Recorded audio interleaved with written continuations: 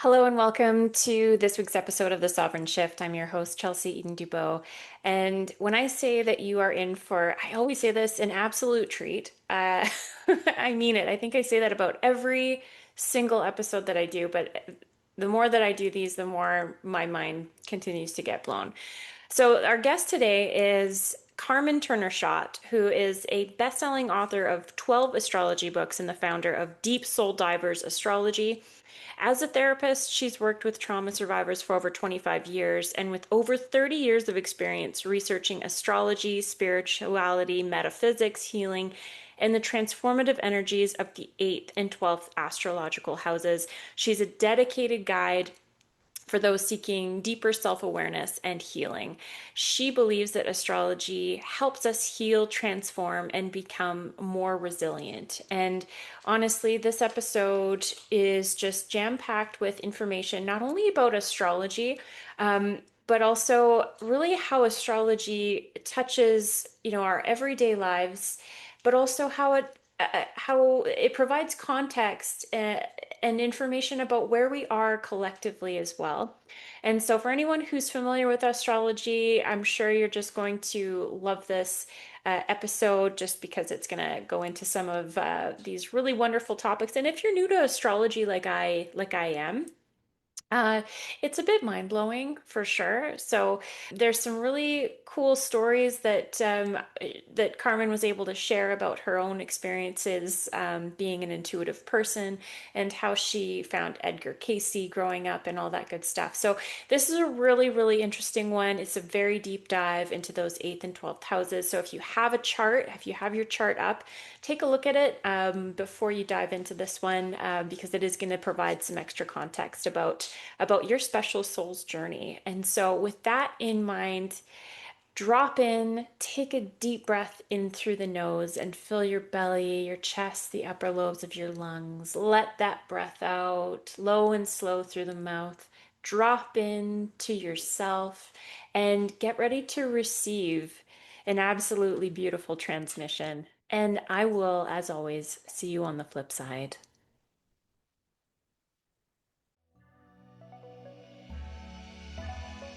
Welcome to The Sovereign Shift, the podcast for women ready to reclaim their voice, their nervous system, and their power in a world that demands they stay small.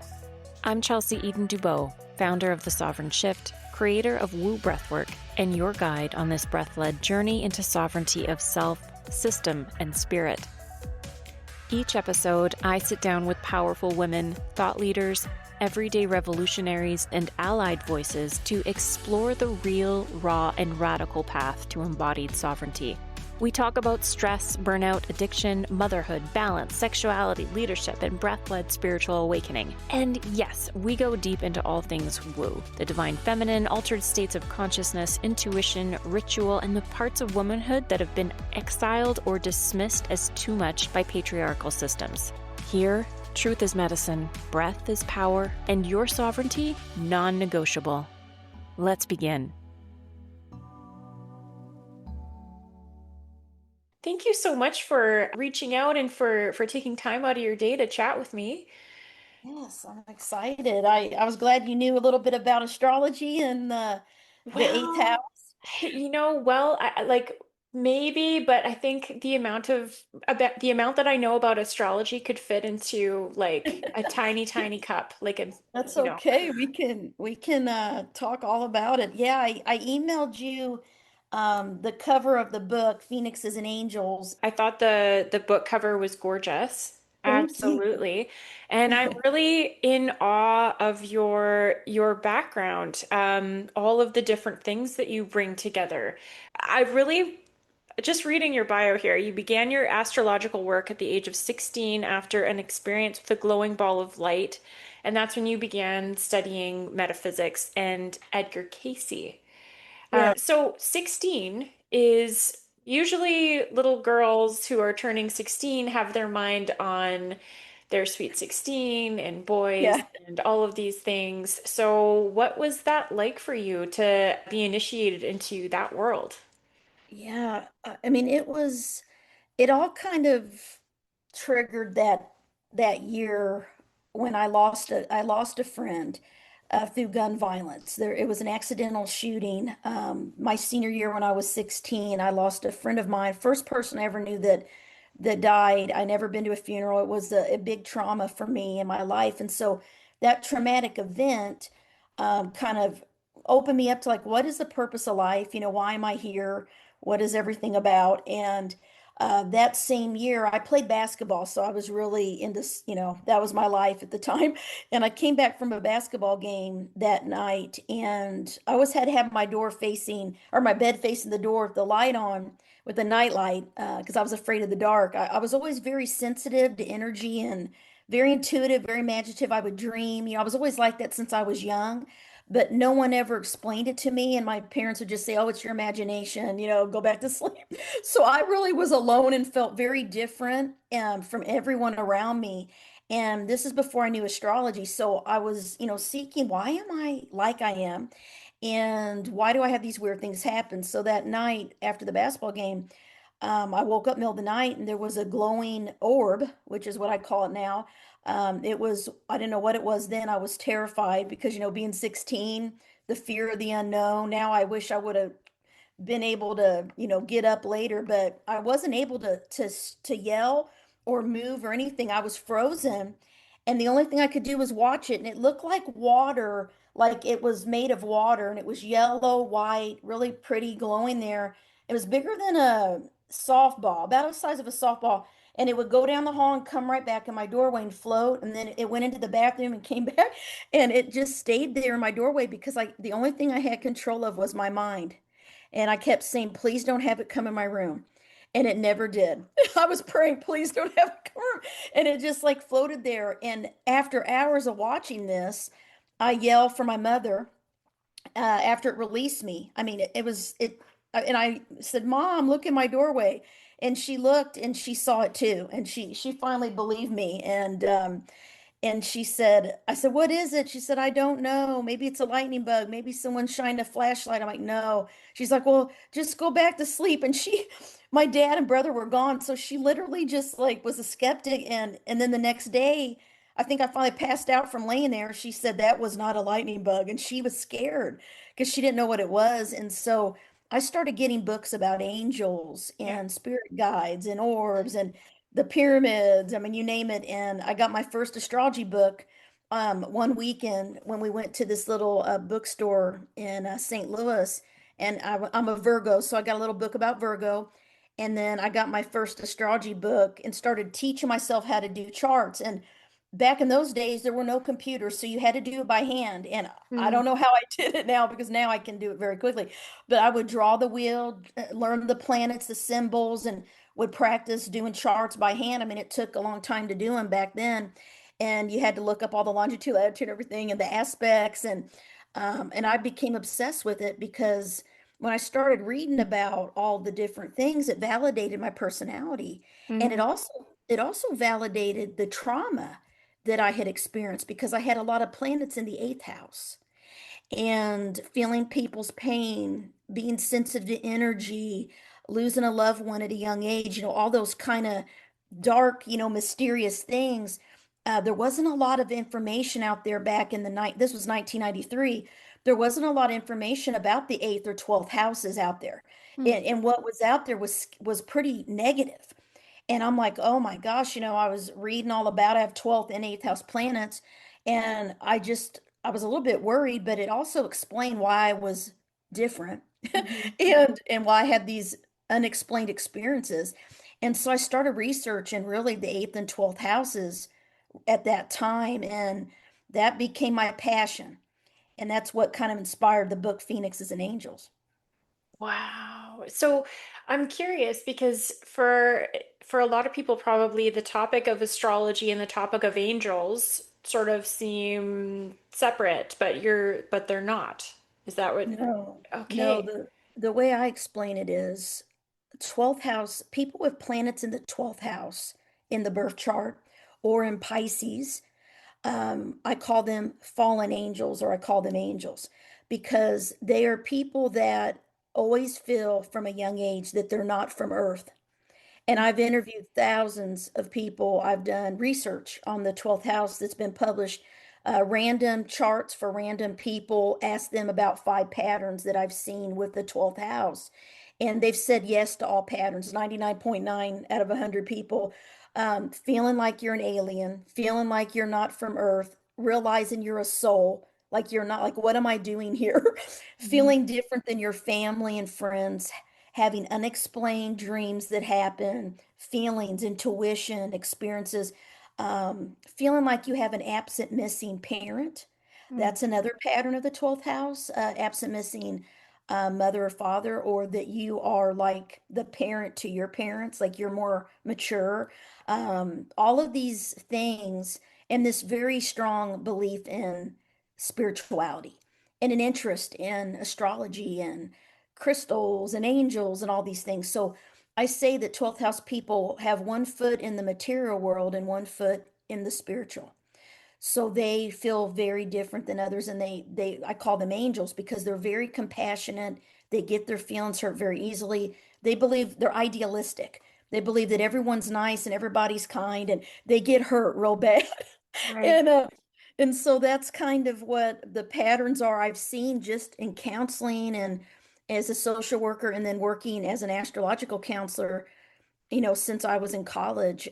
This is what I've been doing, and I've collected so much research. So I wanted to write a book. I have a book called The Mysteries of the 12th House, Fallen Angels as well, and The Mysteries of the 8th House, Phoenix Rising. So those are two separate books, but I wanted to put both the 8th and 12th together, and I call 8th house people phoenixes. And I can talk about the 8th house too, but you ask me questions, I could talk all day. So the 12th house is the house of, It's the house of cosmic consciousness, oneness with God, a spiritual path, escapism, monasteries, solitude, okay. all those spiritual energies, a Pisces. Pisces kind of rules that house. So artistic abilities, creativity, um, very compassionate, empathic, Yes. abilities, feeling people's pain, psychic abilities, all those things. So I have to say, like, I think what really drew me to you is because in those two houses, for me, I have my moon in the 12th house. That's very important. The moon is very important there. But There's 10 main planets that we look at, the sun, moon, we call them planet, the sun, moon, Venus, Mercury, Jupiter, Uranus, Neptune, Pluto. There's 10. Now okay. there's asteroids, but I'm not even going to get into that. But it's the Goodness. main 10, right? I mean, Yeah. there's Chiron, which is the wounded healer. That's where we Right. have a wound to heal. That's the main asteroid that I use when I do charts. But Okay. it's the main 10 planets. And so Okay. the way I like to explain it to people that don't know astrology at all is that on the moment, time, place of your birth, if you're looking at from Earth up at the sky, all of the planets were in a certain star constellation, which we have 12 of them. We call those the 12 zodiac signs. And those planets are in a certain sign. They're in a certain area of the sky when you're born based on your birth date, month, year, time, place. And it's like we take a picture of the sky at that moment, time, place, your birth, and we put it on a piece of paper, and we break the sky into 12 sections, which are the 12 houses in astrology. And those 12 houses rule different issues and areas of life. The 12th house, spirituality, finding your purpose, solitude, all those things. First house is your physical appearance, your how you look, how you react, how you express yourself in the world. Second house is the money you make, money, finance, security, safety, comfort. Third house is communication. Fourth house is home and family, and so on. So each house rules an area of life and certain things. And an easy way to remember it is it starts with the first sign of the zodiac, which is Aries. So if you just go in order, Aries, Taurus, Gemini, Cancer, those are the signs that rule each of the 12 houses. Mm. So their energies, because astrology is energy, their energies are how we come up with the issues related to each house. Mm. Okay. And then the planets have their energy and they rule certain things like the sun is your main identity, it's your main personality, who you show the world. But the moon is more important than the sun sign, in my opinion, Mm. because the moon is your emotional nature, it's your inner self, it's how you show love, affection, how you express yourself, where you're vulnerable, where you find joy, happiness, comfort. So the moon sign is very important. The sun is often associated with the father figure. The moon is often associated with the mother figure. Hmm. And and so when you have, everyone has a birth chart based on that moment, time, place, and date of birth. Even twins can have a very different emotional nature because the moon changes signs every 2 to 3 days. And Wow. depending on what hour, if they're born, far apart, because the rising sign, which is the sign on the horizon, changes every 2 hours. Wow. So twins can have almost an identical chart, but slightly different to make them emotionally different or a little bit different how they express themselves in the world because it's really cool to see. I've done a lot of charts for twins. Some are born within minutes apart, so their charts are pretty identical, but others are born hours apart and they have a different moon sign. Hmm. And they're like, yeah, he's impulsive, and the other one's like, I am like, I plan everything. So I've seen this play out with the moon sign specifically, but yeah, the moon, if your moon is in the 12th house, the research I've done, you often two things play out. You're very empathic and sensitive to energy.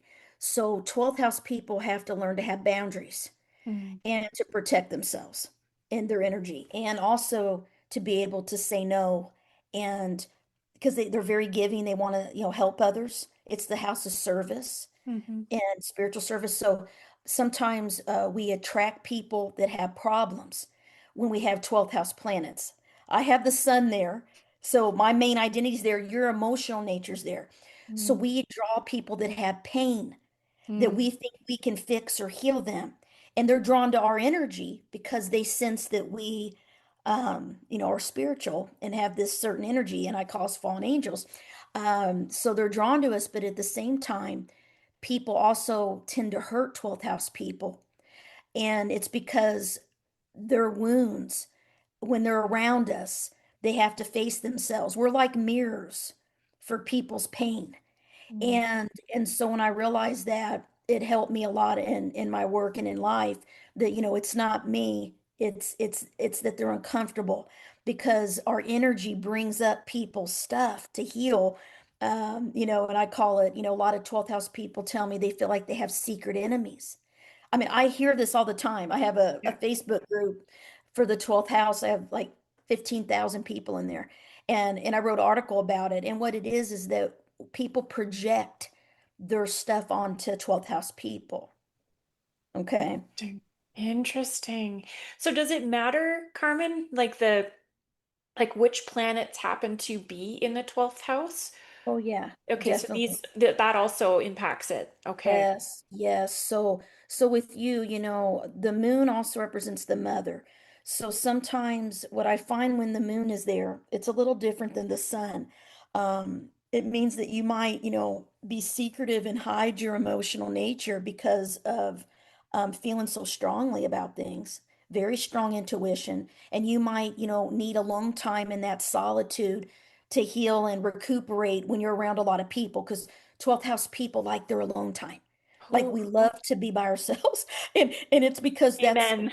yes, yes, yes. I have my own little room here, my husband and daughter doing their thing, I have my puppy, Yeah. but yeah, I learned that it's okay. I mean, I don't, if I love being home, like, and I love being on, in my own energy and peaceful. We need peace. But we're also meant to help people. It's the house of service or suffering. Mm. So when I first started studying this, I couldn't find a lot of books about the 12th house, and I have my sun and Venus there. In my eighth house, I have the moon, Jupiter, and Chiron all conjunct in the eighth house, which we can get to. But the Hmm. 12th house, I went to a astrologer when I was 19. First time I had my chart done, and I already kind of knew my chart, and I knew, but I didn't know what he would say. And he said, your sun is in the 12th house. Anything you put before God will get taken away from you. And Wow. I'm like, and it was so like fatalistic. Yeah.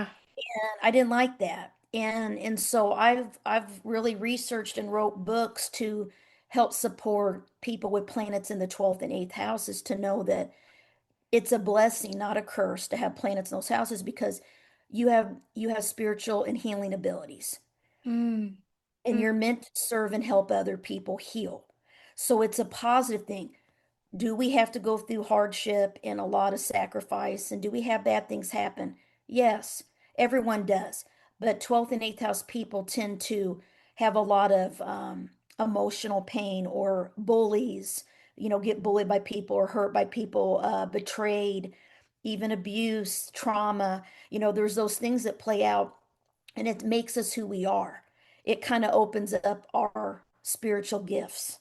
Mhm. And so I have a lot of stories in here about, in this book specifically, that other clients have wrote and shared with me based on some articles I wrote. And it's you can see the patterns of the 12th and 8th house. And in this book, I give some tips. But I have two standalone books on the 8th and 12th that if you have planets in just 8th or 12th, you can get those books and find out more too. But um, Hmm. let me ask you, so the mother, sometimes there's an absent or missing, a feeling of an emotional detached parent when you have the moon or sun in the 12th. It can be by like that you actually didn't have that parent, or there was something going on that they weren't able to be a parent to you, and you may have been the one feeling like you were responsible for them. Yeah, so this is why I'm kind of like, holy Yeah, shit right I now know, because right? I know, right? It's science. It's our karma soul. It's so yeah. Yeah, it's so yeah, I'm an open book really. sure. So I didn't know my birth father left before I was born. Yeah. I have since met him. But I grew up thinking that another individual was my father, who then I Yeah. was told was not later on. And then I had to grapple with, oh, well, he's not my dad, and I don't know my dad. And so it was a lot of dealing with that sense of abandonment for sure.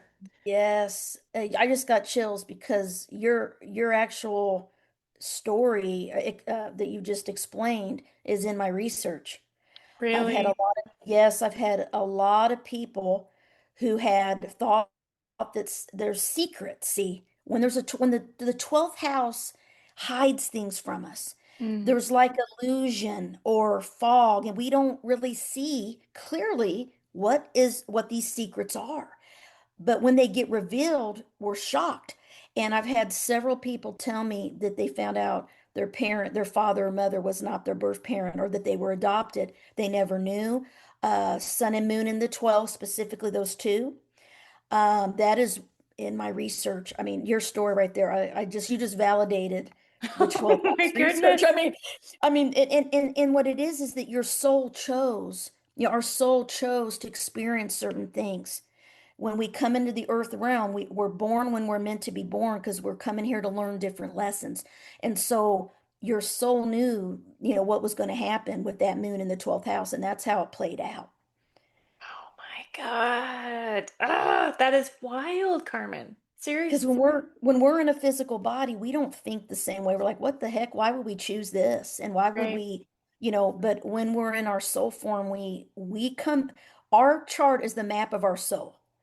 Our Yeah. birth chart is why we're here. It's our destiny, and it's fate, and it's energy. So we have free will and choice how we deal with the energies, but some Mhm. things are meant to happen no matter what we do.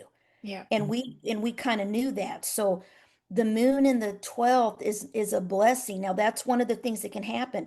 There can be secrets, there can be a feeling of a missing absent parent, or something shocking, is revealed.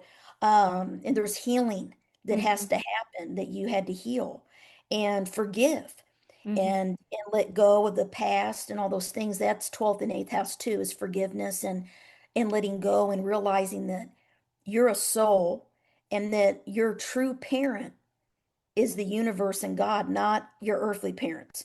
And almost everybody with the 12th house sun or moon, even myself, I had to realize that, Wow. because we will always be let down by people, Hmm. because we tend to idealize people and think that they're perfect, or that, we look for love in these other people, soulmates, twin flames. All these 12th house people always are really into that, and they get hurt. And I was one of them. And I was very idealistic growing up about love and relationships. And I had to be hurt through that. But what I realized is we got to be our own soulmate. Mm, And we are our own soulmate. yeah. No Yeah. one's going to be able to love us the way that we love others. That's why I call 12th house people angels. Mm, Because think of angels, how they love. It's unconditional. Not most human beings aren't like 12th house people.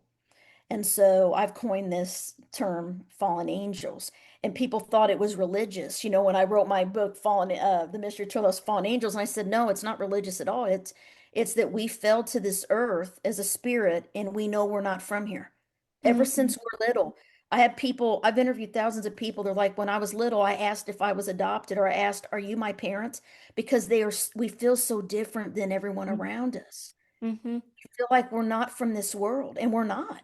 But we have an awareness that we aren't from here. mhm, And so we always feel like the oddball. And, and specifically for you with the moon there, you're very sensitive to energy in big groups. So like if you're in a big group of people or a concert or in a big room, you have to learn to have boundaries and mm, to block and to protect your energy because you can get zapped. I'm the same way. I had to learn boundaries and I had none. I mm, had zero when I was growing up. I yeah. trusted everyone. I thought everybody was like me. And yeah, and I got hurt a lot. And so I think that's why I became a social worker too, and a counselor because I loved astrology because it was very psychological Yeah. and it validated my personality. I would practice for fun. In graduate school, I was getting my MSW and people would meet me at the bread company or whatever, and I do charts for free. That's how I started. I just started practicing. Wow. Uh, and people are like, we want to pay you, we want to donate. And so I started taking donations. And then as I got, older and graduate, I built my side business and started writing and doing charts and teaching astrology and everything. And then I really got into the 8th and 12th house research, though, probably 5 years ago. I really started writing the books about it that I had collected. I had articles and stuff I'd wrote, but videos, but I'm like, no, I'm going to write about it. And so that's what I did. I created the first Facebook groups, but when Facebook was new, I created an 8th house astrology group and a 12th house astrology group. They're still going today. Oh my They're the gosh. first ever on Facebook, but now there's tons of groups, but mine are the first. And as the admin, I've been admin in those groups, and people join. They find my books or whatever and share their stories. It's just amazing. You validated what I've seen with that. Um, wow, that's That's pretty amazing. it is. It's funny. I want to talk about the term fallen angel too, because I don't know what it is, Carmen, but I always thought that I was a really bad person growing up. Like when I was a child, I even thought I even wrote like a short story like years ago. It was like called Born to Dark. Like I just felt that I was just mired in darkness always, always, always. Until recently, on my Oh, own good. journey, I've Sure. wandered into the light now, right? Sure. Um, Sure. but it was just really interesting. And the fallen angel thing, like the morning star, like Lucifer, I've also really changed my perception about what that actually means as well, because it's truly been maligned, I think. I think, Oh, yeah. Oh, yeah. yeah. Yeah. Astrology, this is the thing about astrology is that astrology's been around since ancient times, okay? It's in the book of Genesis, it's in the Bible. It's literally in every ancient culture. And even in Judaism, they have the 12 sons of Jacob are similar to 12 signs of the zodiac, their personalities, the number 12, they have the 12 signs on the temple. I mean, there's astrology was made, they didn't want people knowing about it Mm, because it's such a powerful tool of mm, self-awareness. And in a way, religion, in my opinion, I was a religion minor, philosophy minor, but in my opinion, it was used to control people. mm, mm, And things like I struggled with religion because I was raised in the Midwest in the United States, very Bible Belt Baptist. Not I was not raised, and even on my dad's side, and everybody is very very into traditional. Like anything like this is considered bad. mhm, I had to struggle with my own journey of this is not bad. this is it's okay that this is helping me help people in a deep way, and it's a tool just like anyone uses a tool of therapy or diet, or any tools of self-awareness, cognitive behavior therapy, mindfulness, whatever. Hmm. It's a tool that can help us, and in my opinion, it is a map of the soul. So in a way, I do see the caution that that some people had about us not knowing astrology. Some of these, occult is supposed to be hidden knowledge. Astrology was never occult. It wasn't, it was always around. It's hidden within symbols throughout the world. You know what I mean? Hmm. It's been around forever. And even Jesus talked about astrology in the Bible in Hmm. symbolic language. So if you didn't know the symbols, when I started connecting this and looking in different, religions and stuff, the Hinduism, astrology's been around for the beginning of the Hinduism. I mean, they live it. When you're born, you have a chart done, and it is your destiny. And they're a little bit more fatalistic with it, some Vedic astrologers, but I mean, it's a big deal. And you're like, this is your chart, and it's part of their culture. Hmm. They've never lost that part of their culture. And, they believe a little bit more, a little different than us, but they believe you wear certain gemstones. Like I'm wearing a Indian astrologer friend of mine. He passed away now. He was a good friend. He sent me this from India. It's an emerald Hmm. because I have a lot of Virgo. Mercury is my chart ruler. So I'm always thinking my mind, and I have trouble sleep. And I'm always, so this is supposed to help me with my mind and my thoughts. And I'm not supposed to ever take it off. I Oh, had to have wow. surgery, so I had to take it off. But yeah, he sent it to me from India. But you'll see they'll have lots of rings with different jewels because they believe certain jewels help protect you from certain energies in your birth chart. Mm. So there's so many. You can spend your lifetime studying astrology. There's medical astrology. There's relocation astrology. There's all, relationships. I mean, there's so much. That's why I love it because I'm always learning something new, even though I've been studying this for 30 years. I mean, it's crazy. I love it. I'm always learning something new. And I just believe that people are afraid of it, but I try to teach it on a basic level to explain that it's energy. The moon affects the tides of the ocean. Why wouldn't it affect us? Hmm. Basic science. I mean, of course it does, affects animals as well. I mean, the moon is our emotional nature. So they have research that, and I've worked in crisis intervention, and I knew every time there's a full moon, all my kids were at the police station when I worked with teens. And then everyone at work, I'm like, it's a full moon, guys. We're going to be busy. And then they started, listen to me. And, this is back when I first became a social worker out of grad school. And then, as I got older and worked in every place I've worked, I've talked about Mercury retrograde. It affects communication. It's the plan Hmm. of communication. Emails, people don't get paid, all these crazy things happening, and they're like, "What?" I said Mercury's retrograde. And now I have tons of people that don't really know astrology, but they listen to me when Mercury at work, and they're like, Carmen, okay, so what do we do? So people are getting more open-minded, and I'm trying to open minds about it. Hmm. And it's kind of like reincarnation.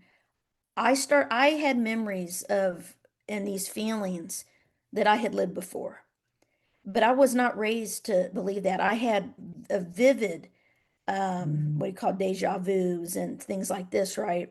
And I wasn't raised to believe in that. And I was raised to believe that was, bad to believe in that. And, but I knew in my heart and based on my experience and what happened to me that I believe that we live more than one life. And it's based on my experience and what I remembered and what I mean I have so many stories. And I almost became a nun, okay, when I was in Wow. college. And the whole thing, I get chills about it right now. The whole thing was from a past life. Hmm. I was not supposed to be a nun this life, but I had been one. And I was because we start repeating what we already did. Hmm. And that's where the nodes of the moon come in. That's a whole nother ball game. I have a book about that out there too. Astrology's next one is Goodness. uh, the nodes of the moon. If you don't know much about astrology and you really want to know number one, what people ask me is, Carmen, what's my soul mission? Mm, Everybody asks me that. mm-hmm, Your soul mission is the nodes of the moon. It looks like a little horseshoe, like headphones, with the top up with two little circles on it in your birth chart. That's your north node. It's based on a calculation of the moon and its cycle. That north node is your soul mission this lifetime. It's in the south node is your past lives, mm, your past lifetimes, the patterns and the energies and the traits you've learned. And we're here to balance the north and south nodes. But we never give up the south node because that's how we are deep in our soul, our experience. So for instance, my south node is Taurus. So I've never liked change.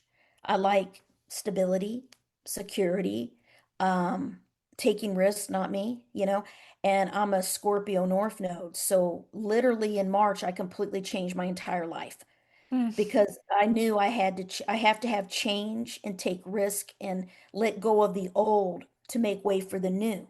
mm, But that was my soul's lesson. And I knew that. I thought, how am I ever going to be a Scorpio?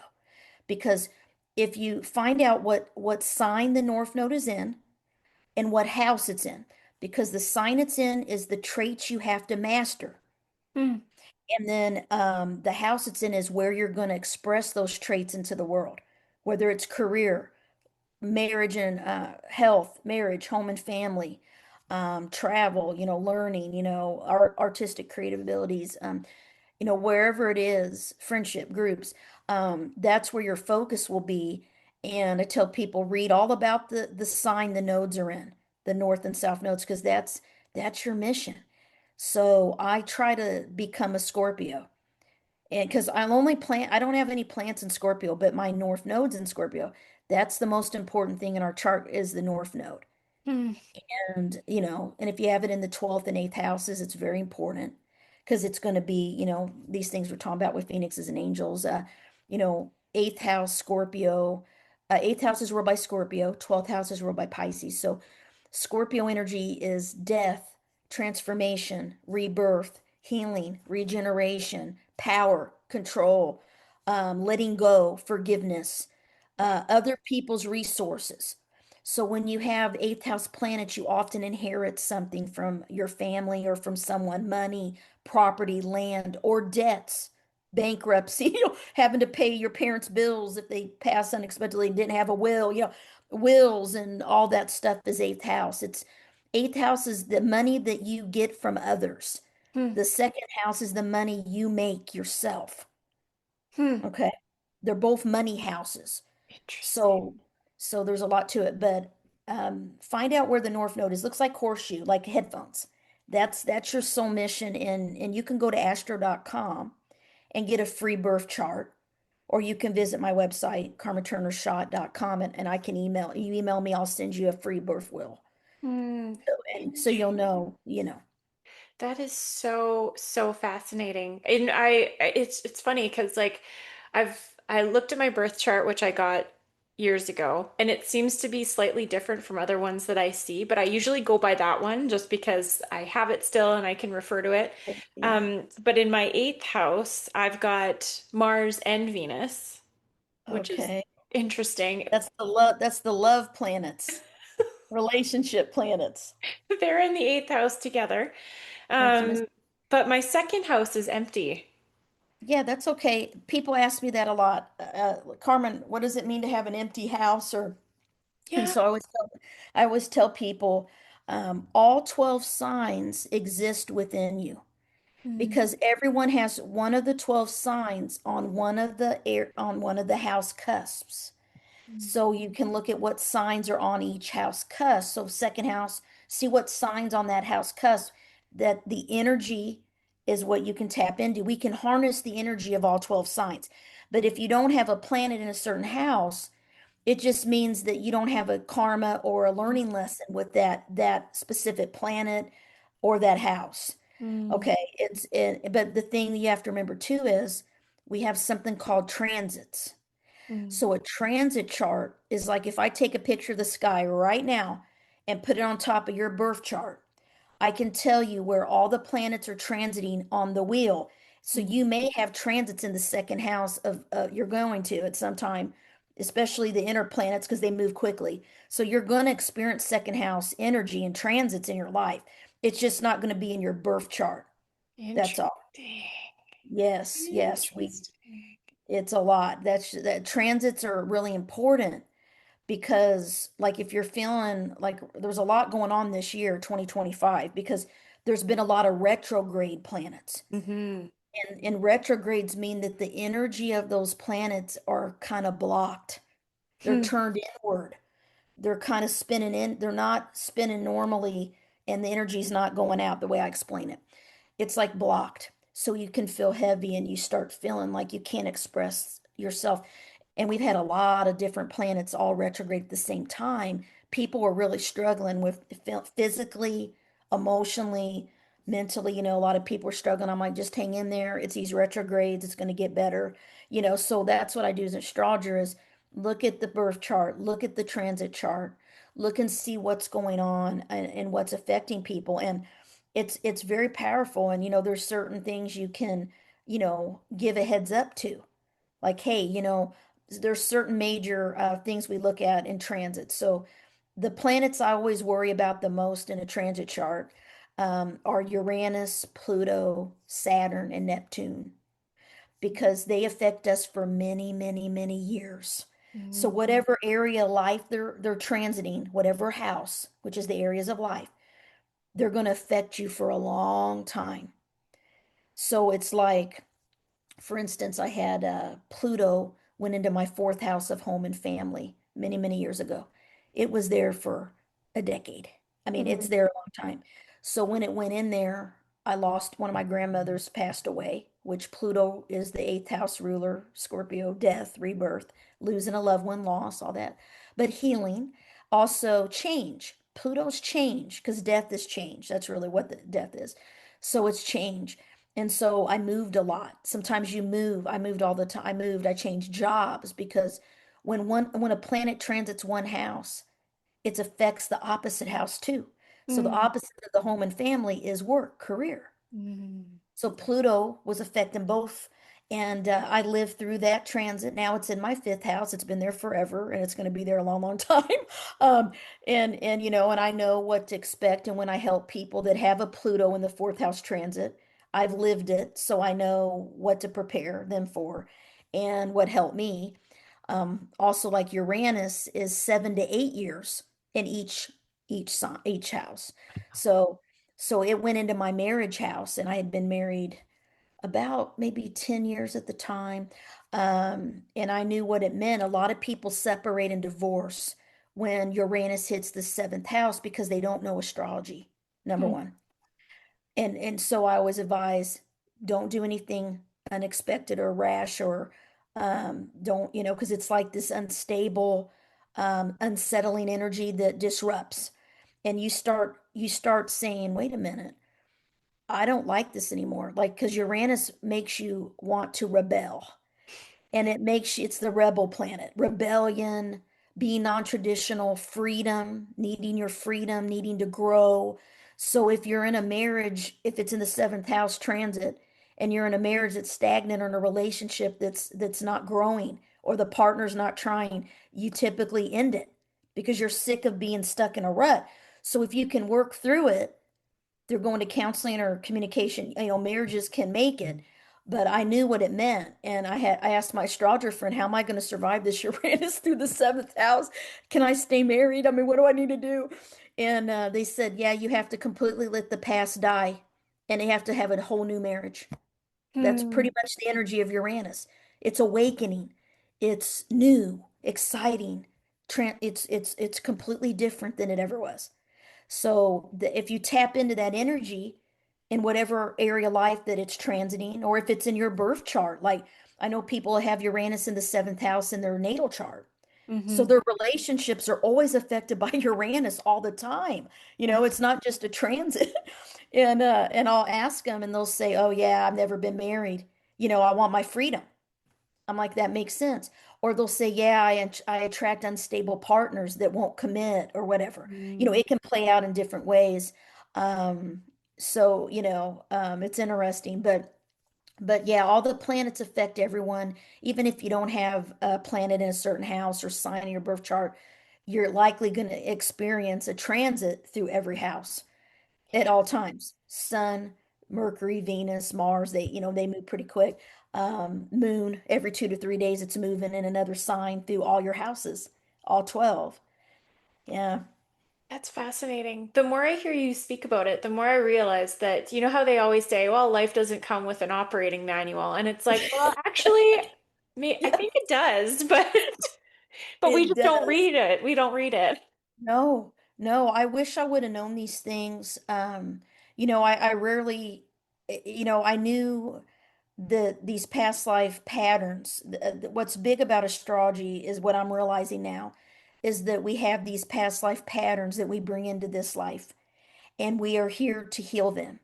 Mm. Whether it's ancestral karma, ancestral patterns from our ancestors, from our mom and dad, our great grandparents, you'll see these similar patterns playing down through generations. And a lot of people born right now, and this is a 12th house thing, that's why I'm bringing it up, your moon in the 12th, you are healing the past karma of your mother and her in the feminine side of the family. Mm. You're breaking the patterns and breaking the mold of that to face it and heal it and change it. So you are not repeating the same patterns of the females in your lineage. Mm. I'm breaking the patterns of my father. I have the son there, my father's side. There's addiction on that whole side. And so that's another thing with the 12th house. It's the house of addiction and escapism, alcoholism. That's what I've struggled with. Yeah, Yeah. absolutely. Because what it is that we're trying to numb ourselves, and we're trying to escape from pain. Most people that drink want to relax. It calms them. It becomes a habit. It becomes 12th house people can easily get addicted to certain things. Hmm. Love, food, work, Yeah, drugs, alcohol, you name it. yeah. So we have an addictive personality in a way. I mean, I'm just going to say it. Okay, And say it, preach. I It's mean, I'm that way. I used to know. I used to stay away from alcohol, never touched it until I got married, and we lived in Germany, and they'd have this sweet red wine, and I liked tasted like grape juice, I never drank my whole life because I was scared. I didn't want to. I was scared of what it would do to me, but I knew I would like it. I Mhm. knew I would. And so I ended up, I found myself in my life where I was using, sweet wine as a crutch of to relax because when I was stressed Yeah. or Oh, I'm yeah. really like having a hard time, it would relax me and I feel like it would help me calm or sleep. And then, and during COVID, there's Mm. a lot of research about this. People started drinking more Yeah.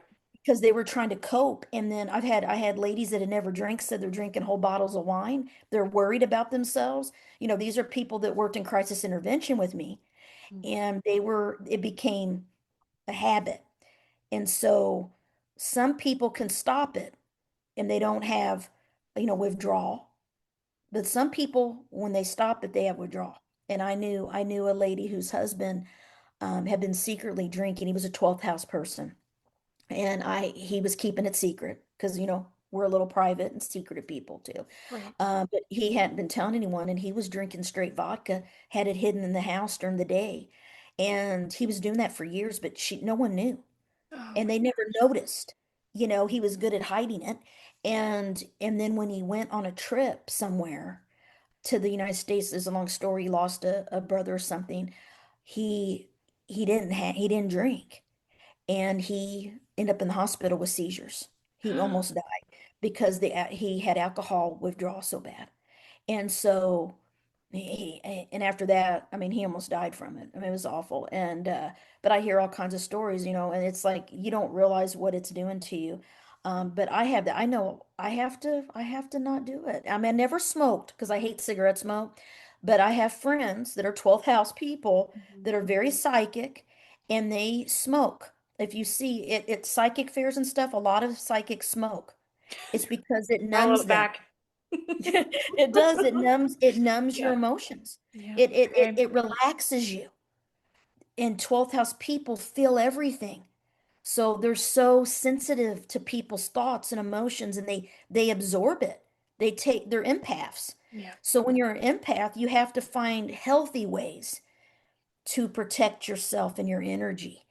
And that, meditation or grounding exercises, mindfulness, yoga, those things, music, I mean, going out in nature, whatever it is that helps you.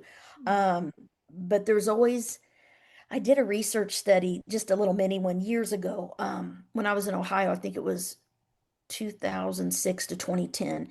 I had a lot of clients that had been recovering alcoholics, and I had a couple clients that were in AA, and I said, okay, I want to test this out. I said, I guarantee most of the people in AA have planets in the 12th house or Pisces. And when they went in the group, I think there was like 20 people in the group, like 18 out of 20 were Pisces sun, or they had planets in the 12th house. I mean, there was a lot of Pisces suns in the group. Let me just tell you that. Pisces rules the 12th house. Pisces is also prone to addiction. They have to be careful about that because they lack boundaries.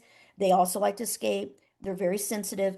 That's where we get all of these things about the 12th house I'm talking about is from the sign Pisces. Wow. So, alcoholism specifically because Neptune, the planet of alcohol and drugs and addiction, rules Pisces.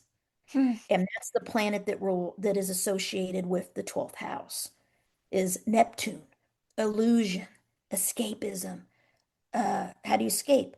Through numbing yourself, through, you know, it could be through doing now, I mean now like this whole thing with psychedelics is big in treating trauma. Hmm. But I advise people that have 12th house and Pisces to be a little careful about that Yeah. because it can become addictive. But I know people that are, I mean, that are trained to do it. I mean, therapists, because it's becoming, they're doing it with PTSD veterans, Hmm. trying to help them, and it's very effective. There's still not a lot of research on it yet, but they're using it. And so it's a new world out there, but you got to know yourself. And I used to say, I'm not going to drink because I know that I would like it. Yeah. The one thing I love food too. Food's one of my addictions. I always struggle with my weight. I know, and it's been a never-ending cycle since I quit sports because I love to eat, but I also eat to numb myself and emotional eating. Mm. So it's like that's my 12th house addiction is over, food, overindulgence or not watching my calories, and just doing whatever I want. Well, you can't do that, when you get 50. I'm going to be 50 next week. So, I'm trying to eat healthier, exercise, walk more, exercise more, all those things, but we all have something that we use. And I had a friend, she's very, very intuitive, very psychic. She can read soul records and see all kinds of like what she sees in the soul record would match the chart. So she Wow. wanted me to teach her astrology. She was from Korea. She never knew astrology, but she was born with a gift. She was a 12th house moon and 8th house sun. She's one of my best friends. And her health, she's got some health stuff, and they've been telling her to quit smoking for years. And she said to me, I cannot survive if I don't have my cigarettes. That's what she told me. Like that's how serious. And I said, and she got very angry. And I said, I'm never going to mess with you again with it. I'm never going to ask you to quit smoking again because that's her coping mechanism. Hmm.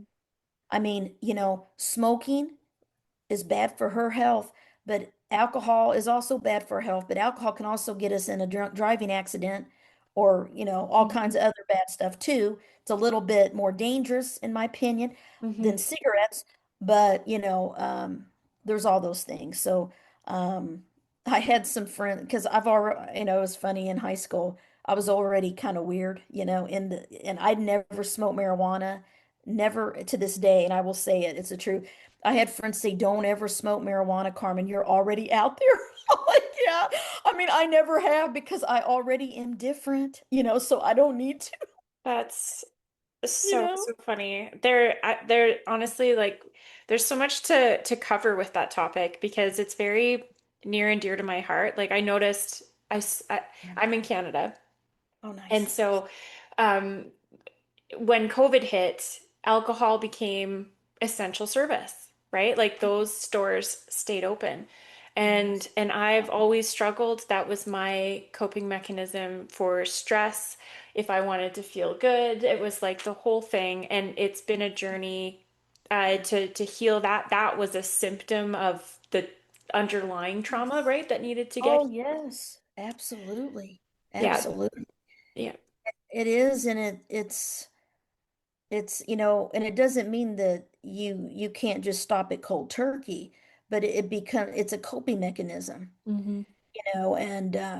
and I enjoy having a drink once in a while, like if I want to celebrate something, but I don't overdo it. But I don't do it every day anymore.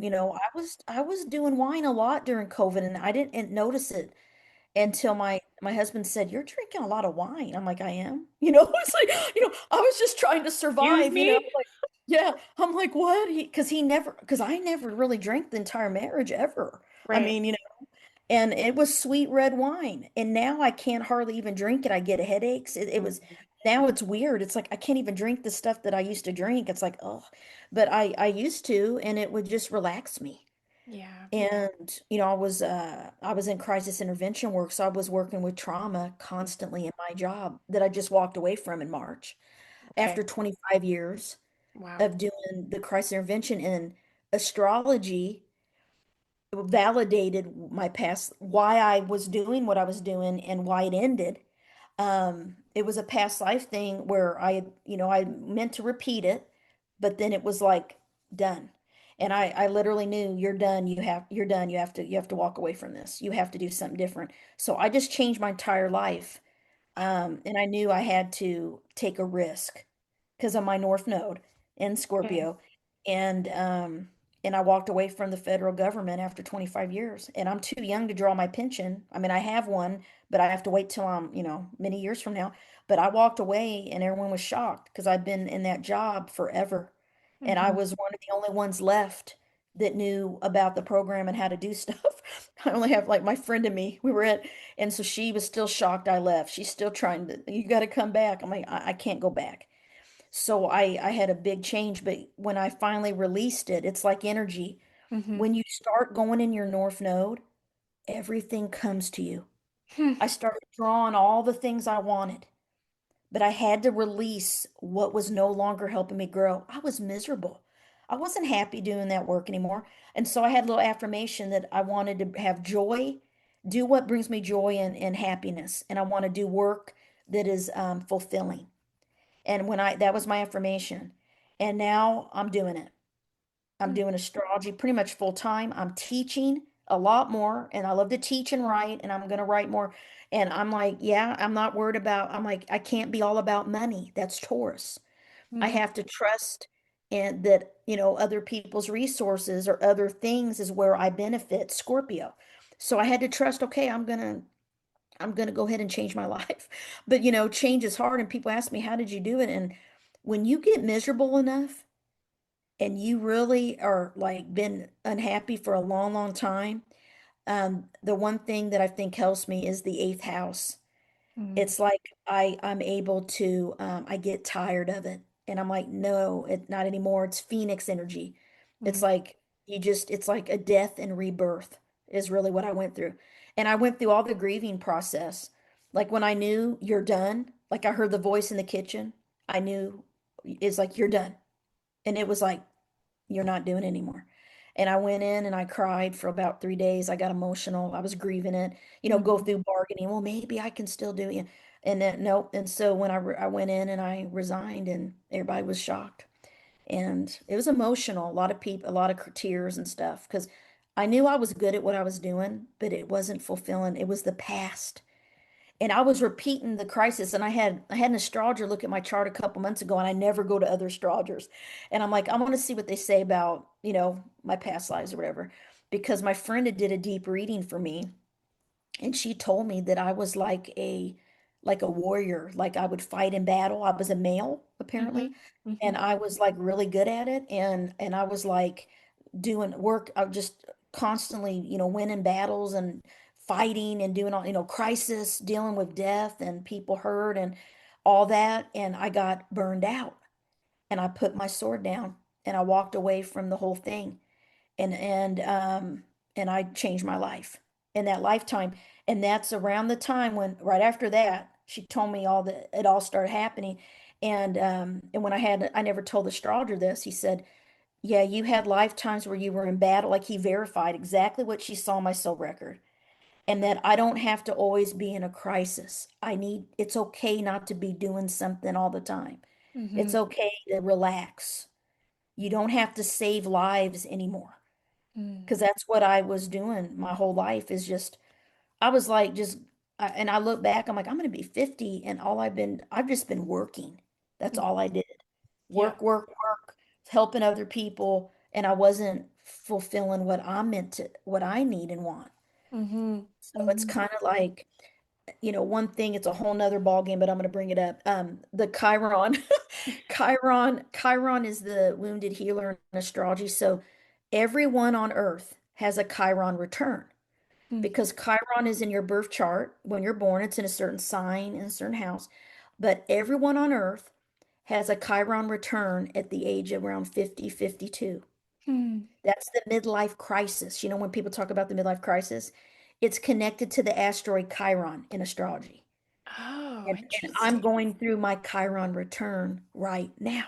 Wow. And that's why all this kind of came to pass, where I changed my life. It was all astrological as well. And I was wondering, what was going to happen. Another thing, Chiron brings up all of your wounds to be healed. So Mm. any trauma you have, you have to, you're gonna have to face it. You're gonna have to heal it. Any kind of things that need healed. And that's what it's like a massive overload. So it's been a lot. And it's in my eighth house, which makes it even more intense. But I'm making it. I mean, Chiron's right there on my moon, Jupiter and Chiron in my eighth house, transiting. And Aries, all of it. Wow. And I think what's helped me is my Aries in the eighth house and my moon in Aries, because Aries are like, the warrior. They're like, they just keep fighting and going forward, and they don't give up. So that's what's helped me overcome, I think, a lot. If I just had 12th house and I didn't have that eighth house, I think it would have been hard for me. It helped me kind of like eighth house people are kind of Scorpio like they get sick of it, and they just say, they cut people off, they change. I'm not doing this anymore. They're good at moving forward and cutting ties and releasing the old, and they're good at self-protection. Mm. Scorpios are, they're private, they're secretive, they're guarded. They don't trust anyone, Mm. and even when they love you, you have loyalty is big for them, but they're always afraid that someone's going to betray them. So that's why they're not very open until they really, really get to know someone. They're a little bit private people. But that's because they rule the eighth house, which is behind the scenes, hidden, and perceptive, psychic, intense, all those energies, deep, deep intimacy, sexuality, all that rules Scorpio in the eighth house. I call eighth house people phoenixes, because they go through a lot of death and rebirths, emotionally, mentally, physically. They lose a lot of people close to them through death.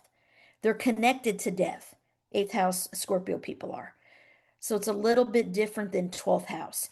They have a lot of similar words I use, like secrets, psychic abilities, but they come across in a different energy, you Mm. know, because Scorpio's intense, power, powerful energy. Pisces is mystical, you know, um, emotional energy. Mm-hmm. It's a little different. And so, what if if you're a person like myself, and I don't know if it's the same for you or anyone listening who could call themselves both eighth house and 12th house people. So they're Absolutely. fallen angels and phoenixes. Yeah, I got people ask me all the time. So I always say, if you have sun or moon in the especially sun or moon in the 12th or 8th, if you have a lot of Scorpio or Pisces planets in your chart, okay? Where's Pluto? You want to look at where's Pluto? Where's Neptune? If you have Pluto or Neptune conjunct your moon, you have Pluto or Neptune conjunct the ascendant, the rising first house, you're going to have 8th and 12th house energies. You're going to resonate with it. Mm. Um, but if you have a stellium, which is three or more planets in one in the eighth or 12th, there it is. If you have Pluto, Mars, more the very strong planets, the energy in the eighth or 12th, just one planet, it can really be powerful. So I have to look at the whole chart to really see. But most of the time people know. They tell me, I know I'm both. And then Yeah. when I do their chart, they have something that I'm like, you're Plutonian. Like if like I've did charts of people that have a stellium in Scorpio. Like their sun is Sagittarius, but everything's in Scorpio. Their moon, their Mercury, their Venus, how they love, their Mars. And they are phoenixes. Hmm. Yeah, they're eight, they have that energy takes over. I always tell people this too, that and my this is my opinion, not all astrologers probably agree with me, but the house is more important than the sign the planet is in my opinion. Mm. So when you have if you have two or three planets in the eighth house and they're in Cancer, you're going to feel more Scorpio-like, eighth house-like. If you have, a couple planets in the 12th house, you're going to feel more Pisces-like because that house energy takes over. This is my opinion. And you feel it kind of blends with it. You know what I mean? Hmm. And it changes it. It changes it, especially the water houses. You know, I'm gonna write a book about all three water houses. The fourth house is often left out. So I've been having people ask me, why don't you talk about the fourth house? Now, the fourth house is a water house. It is intuition. It's ruled by Cancer, the moon. It's our heritage, our ancestors, our parents, our childhood, our, you know, how we were raised, the home we make. But it doesn't have the same kind of experiences as the eighth and 12th house do. Mm. That's why I don't have it in my books, but it is important because it is an emotional house. It's a water house, intuition. The mother, the nurturing energy is fourth house. How Mm. we nurture ourselves and others. It's important too. So I'm gonna write a book about the all three someday because everyone's like, you never talk about the fourth. It's just my research. People with fourth house planets don't have these experiences like eighth and 12th house people. Right. They Right. just they're intuitive, they're kind, but it's different. Mm. My husband has the sun in the fourth house. He has the moon in Cancer, which is rules the fourth house, and he doesn't believe in any of this stuff. We're complete opposites. He's never had a weird experience. Yeah. Cancers are more practical than people know, the Cancer energy, because of Capricorn being their polar opposite. They're sensitive, motherly, nurture. The key words are they're the mother, the zodiac, they're the nurturer, but they're also can be shrewd business people and very into finance. There's all these different, it's a little different than eighth and 12th house to me, but Mm. uh, in Vedic astrology, they call it was it Mushka or something? The three water houses are called a special name when you have planets in the water houses. Um, and because every sign is ruled by an element. I know I didn't even get into that. Fire, air, earth, or water. Um, and the energies of, those elements also give the signs their personality traits. Water signs are emotional, Mhm. sensitive, empathic. Air signs are intellectual, they're thinkers. Earth signs are practical, realistic. They like comfort, stability. They don't like change. They're organized. They like things to be a certain way. They're workers. They tend to be focused on work and achievement. And then fire signs are like they like the idea people get things going, be on the move, freedom, independence. So every sign has an element, and in that when you look at a chart, it's kind of cool because you can see you want to look if you're just learning this, you want to find out what are your element scores. Mm. So are you water strong? Are you earth strong? Are you air strong? Are you fire strong? Because if you lack an element, okay, which all of us have a element some people have a good balance. They're like even, okay. But most of the time you have, a missing element or lack an element.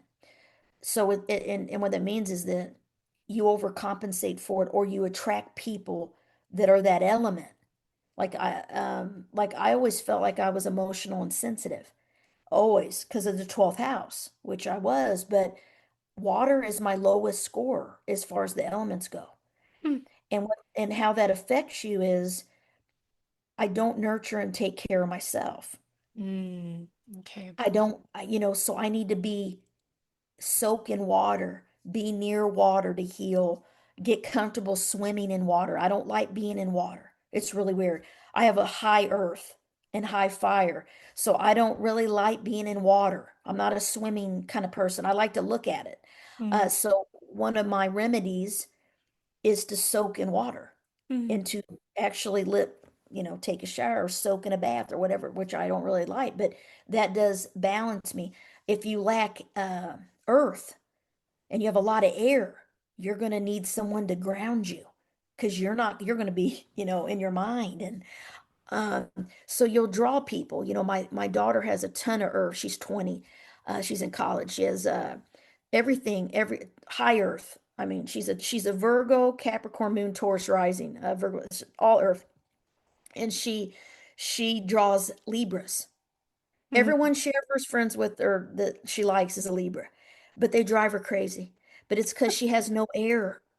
Her air is like one, and she's like 10 in earth, so knowing your elements, and you can do that with on astro.com, or if you want to contact me, I'll send you your a wheel that has the elements and the scores of how much air, earth, water, fire you have, whatever.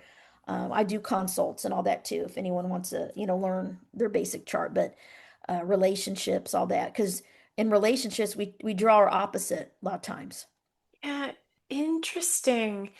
And so what if you're, curious about wanting to see your birth chart, but like for a Yeah. long time, I've tried to pinpoint my birth time, and Ah, my mom is like, there's a number that I have, but I actually don't know if that's accurate. And I'm sure I'm not the only person that experiences this when you want to get someone to exactly. work on your chart. Did anyone write it down in the birth certificate? Sometimes they don't. Was it on the birth certificate? I I actually have to check, but I doubt it, looking at the vital stats certificate. Okay. And I looked in my baby book as well, and I Yeah, was like, that's why didn't one. you write it down, right? Yeah, see, in the United States, they put it on your birth certificate. So, but some people, if they were adopted or they didn't have the time, they didn't know their time. Some people, their parents don't remember, and that some hospitals forget to put it on there. Mm, So, what we do, it's called chart rectification. mm, So it's a whole process where we go through major events of your life and we try to get an accurate chart. Now, what I do is I have someone send me a picture of their face, how they physically look, because if we can figure out your rising sign, then we can get a very accurate chart. mm. Because but that rising sign changes every 2 hours. So someone will tell me, "Well, my mom said I'm born between 12 and 4." I'm like, Yeah. got to get it now. If we can get it down between 2 and 4 p.m. or 2 and 4 a.m. or whatever, then I help people all the time try to do it. And if what I tell them doesn't validate their experience, then I know we don't have the correct chart. Mm, Because when I do a chart, you're like, that's me. So yeah. the fact that when I told you about the moon in the 12th, that is exact, I would say your chart is pretty close. Pretty close. Okay. I don't think it would change much because I don't think your moon is in the first house. So, if we're looking at 2 hour time frame Yeah. here. Yeah. Now, with the birth date and year and place, we'll know that all the planets were in a certain sign. We can analyze that, but Yeah. we can't dig in and analyze the houses or any of that without a time because Yeah. in the moon, sometimes the moon is changes over between a certain 2 hour period and we got and and we need to know that. So sometimes we can figure out the chart by that too. Like someone tell me, oh no, I'm very sensitive, I'm definitely a water moon, I'm not Gemini moon or whatever. So usually I help people figure it out. It just takes maybe a session or two to really knock it out. Sometimes I can figure it out really quick if they Mm, send me their picture. Now if I meet someone in person, Mm-hmm. I've done this where they're like, I don't know my time, and I can feel their rising sign because the energy. I'm like, you're definitely a fire rising or water rising. I'll know instantly because when you first meet someone, that mask, how you first perceive someone is the rising sign. Really? So I ask people, how do people tell you that you seem when they first meet you?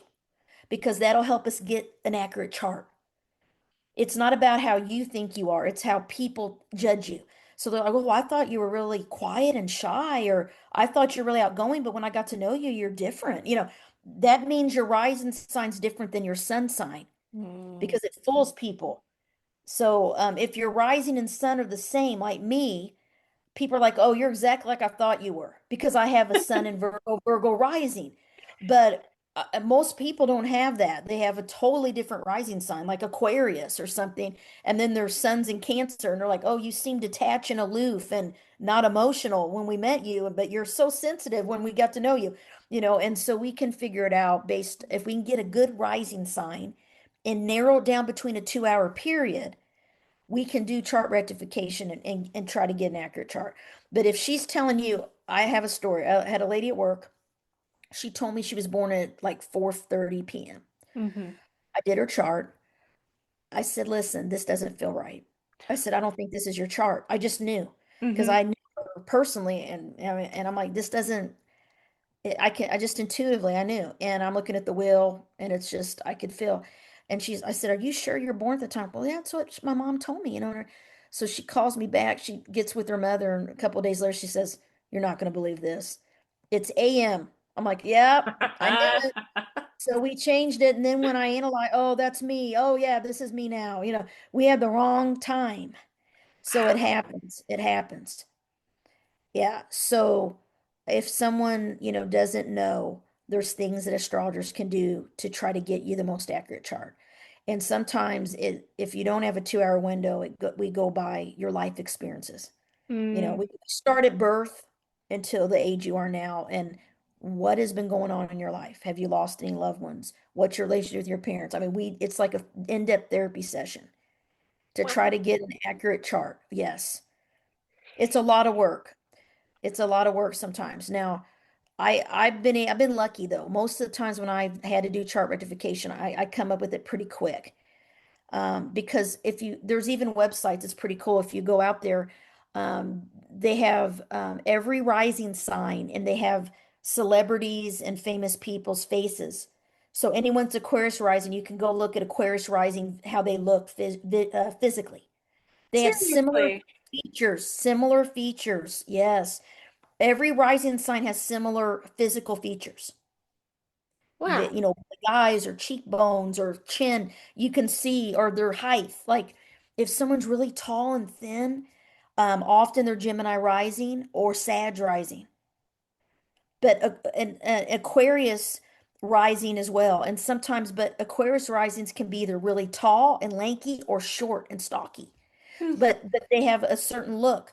Um, Scorpio rising, there's an intensity in their eyes. So you can see there's actually a website out there, I don't remember the name of it. You can look at each rising sign and they've done research on, and you'll see all the faces. Yeah. And What? the celebrities, yeah, and how they look similar. Yeah. That's wild. Hi, I'm Chelsea. I'm a Aquarius sun and Leo rising. Nice. Aquarius sun, Leo And now I rising. have to fall down some Google rabbit hole later and look up all of Oh, these. nice.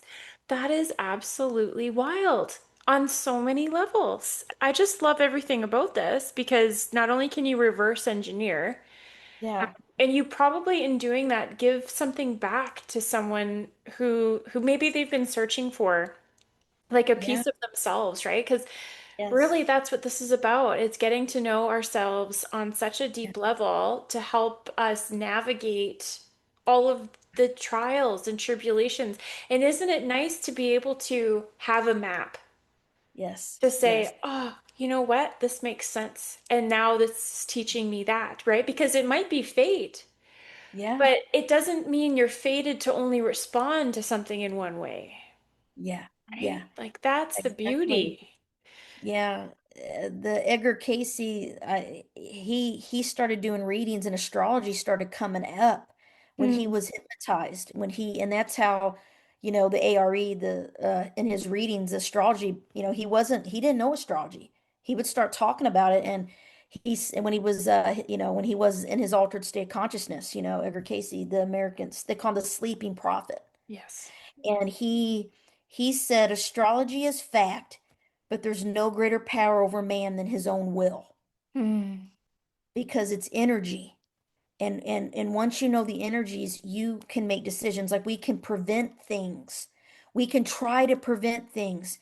If something's meant to happen though and destined, it doesn't matter what we do. It's meant to happen.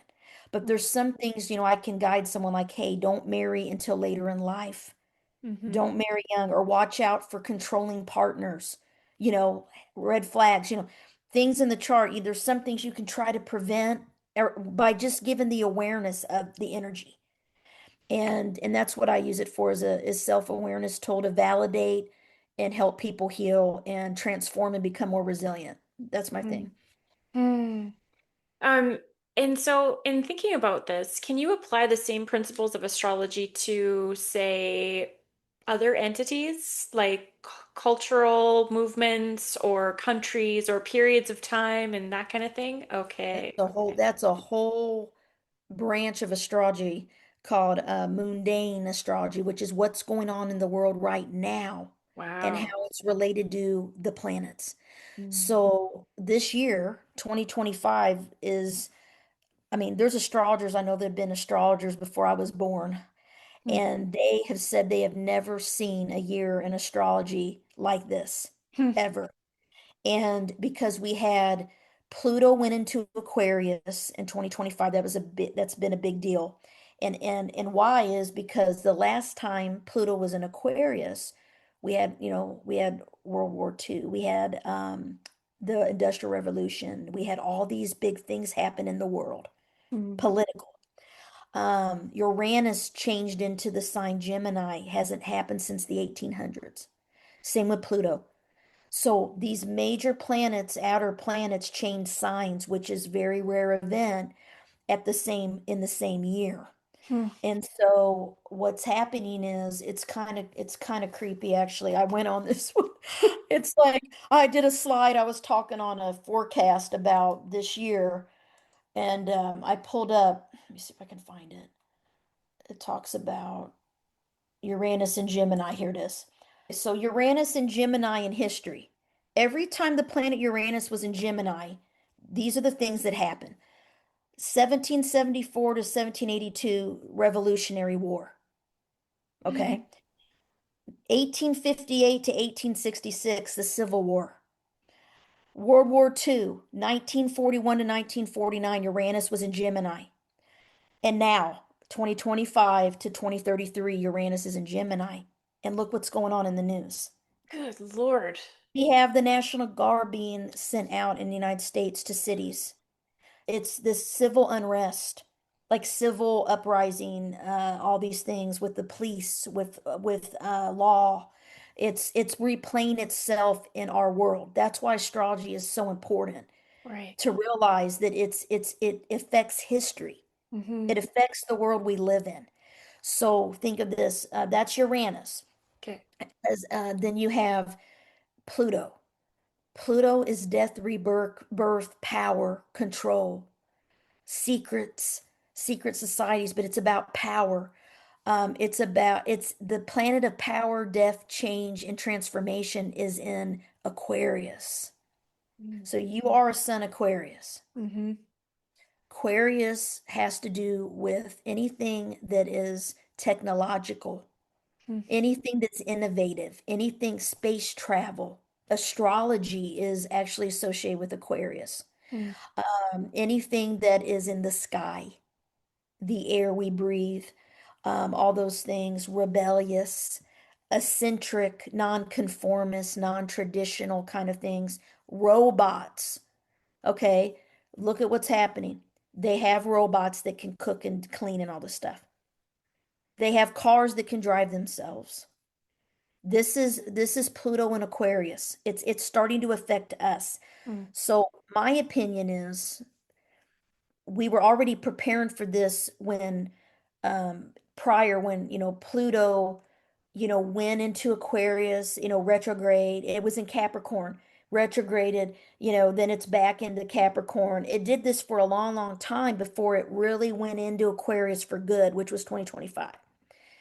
So when it was doing this weird stuff, when it went into Aquarius for a little bit there, it was the fall. I can't remember what year. You saw on the news that there were air balloons or UFOs, unidentified objects in the sky being shot down. One was over Canada. Remember this? Yes, that was recent. That was like, Yes.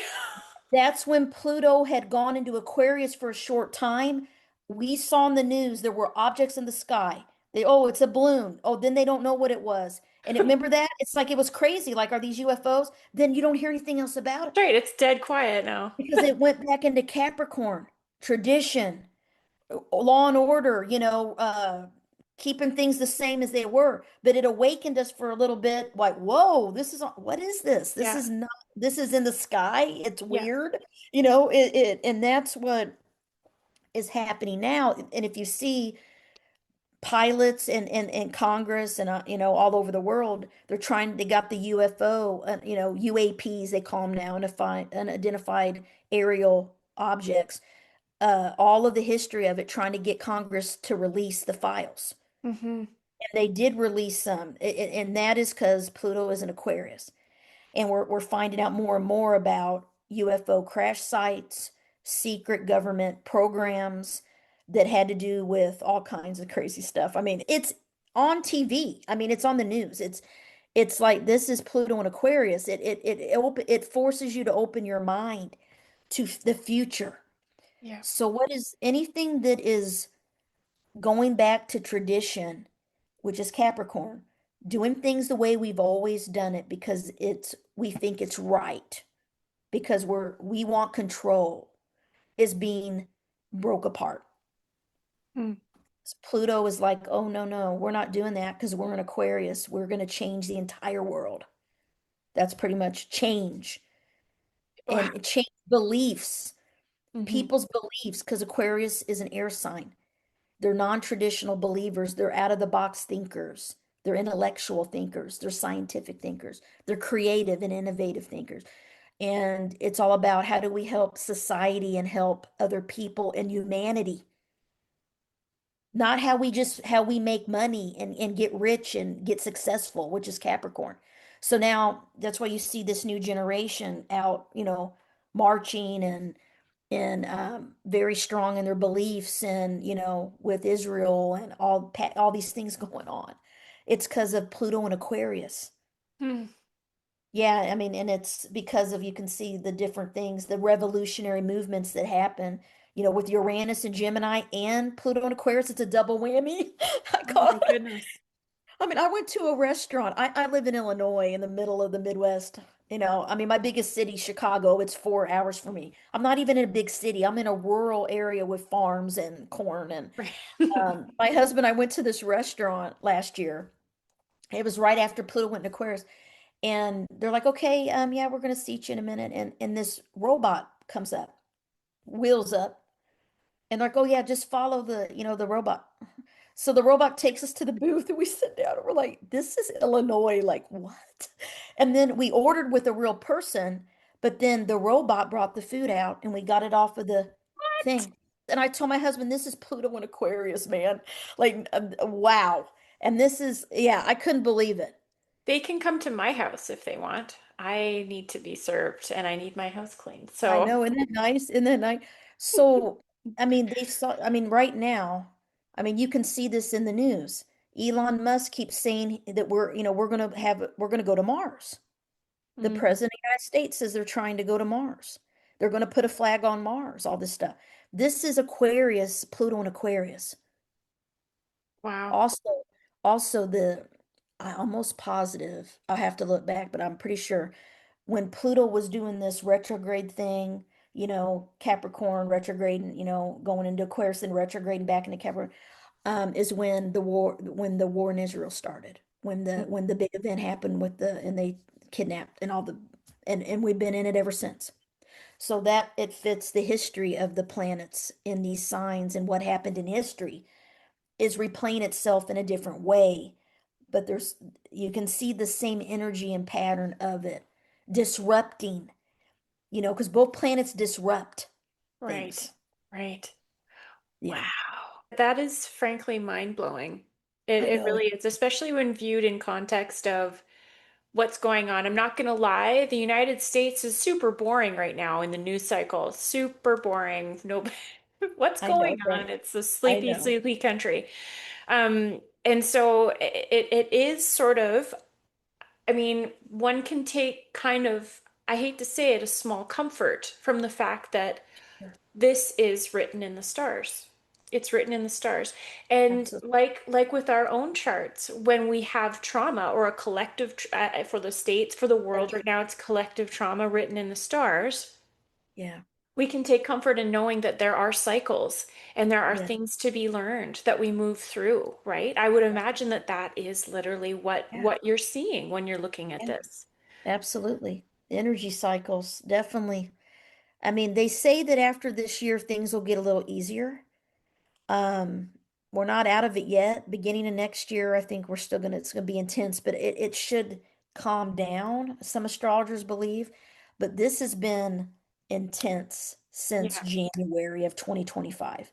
right. It has been shocking events and lots of, I mean, just the complete um Doge and the whole federal government being downsized by 60%. I Hmm. mean, it's crazy. I mean, I worked for the government for a long time, and there's a lot of it's shock. I bet. People have lost jobs. The other thing that I feel is that we're kind of going backwards in a way with the remote work and the virtual work and all that, because that remote and virtual, doing Zooms like this, doing Teams calls, that is Pluto and Aquarius.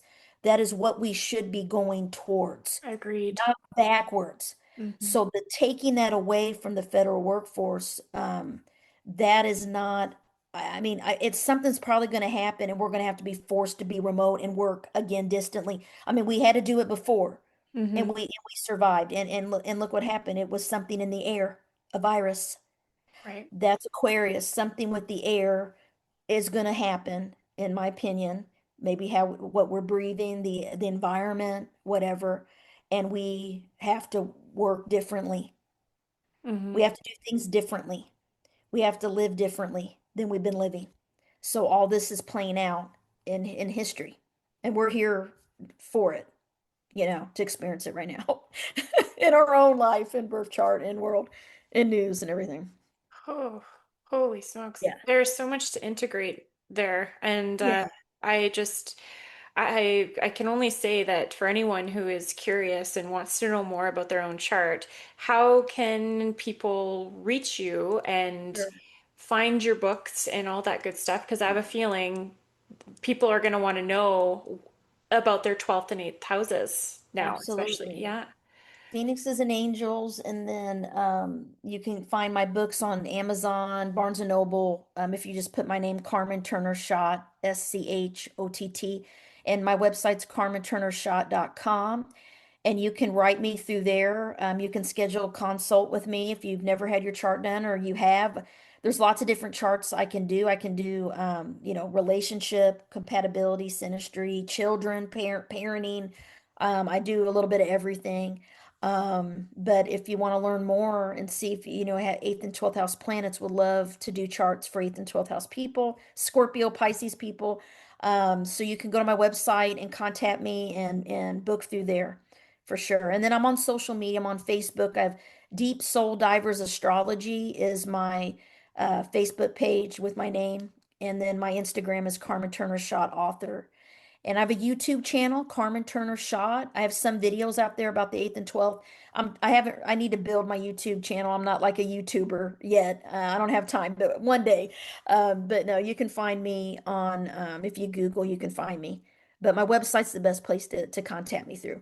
Thank you so much for making time out of your day to chat with me Yeah, about this. I feel like I'm gonna have to go back and watch it again and again just to get a good idea and go through my sure. own chart. I hope you have a wonderful rest of your day and week. Thank you. You too. Okay. Thanks for having me. Thanks for being here. If something stirred within you today, that's not an accident. It's a shift. To go deeper, visit thesovereignshift.ca, where you'll find breathwork audios, resources, mini courses, workshops, and programs to support your reclamation, body, mind, and soul. Like, follow, and subscribe wherever you get your podcasts, and toss us a follow on social media if you're so inclined. And remember, your breath is your power. Your truth is your compass. Your sovereignty is the revolution. Until next time, stay sovereign.